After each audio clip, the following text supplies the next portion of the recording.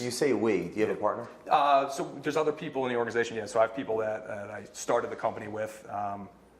There's Scott, there's Tony, Mike came later on. Those are probably like the So Scott those guys and Tony were there with you in the beginning when you guys were working in school. Yep. It was mainly Scott was like probably the core, just because we were living together at the time. And then Tony and I, and then after we graduated, we so go through. We're all working at jobs. 2014 hits. Yeah.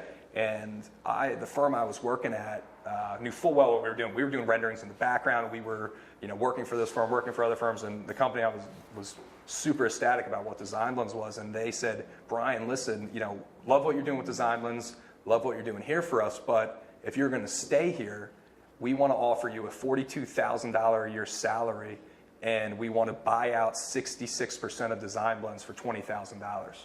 Wow. And you retain 33%. So they gave you an ultimatum. An ultimatum, but also an offer that most 20-some-year-olds would have maybe snapped at. Like, oh my God, 20 grand cash and an offer to be in a company, to grow this sector. You'd still run the visualization department and do that. And I was actually considering it, and I started thinking, but getting back to your thought of like empathy, I started thinking like, well, what would Scott think?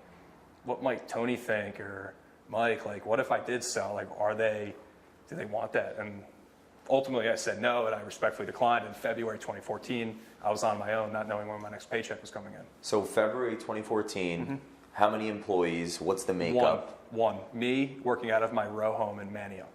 And okay, now it's Monday morning. Yep. It's let's say a week after you turned down that offer.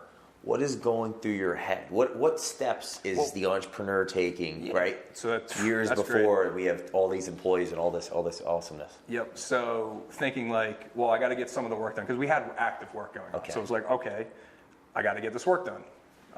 And I was living with Scott at the time, who's now our director of architecture. He was coming home at night after working his full-time job and helping me do other work. But I actually think it was the best thing that could have happened, because now I could literally focus all day long on working with other clients out there. So not only could I be doing the work during the day, not during other work hours, I could be responding to emails, I could be making phone calls to these clients. So you saw it increased your productivity? Oh, it was the best decision. Overnight, we exploded with work, because I could focus on getting new work during the day, focus on doing more work. It was like literally, it was just like, I got to just like get my toe in the water. Like something like I got over that hump, and I was like, oh my God, the work started pouring in.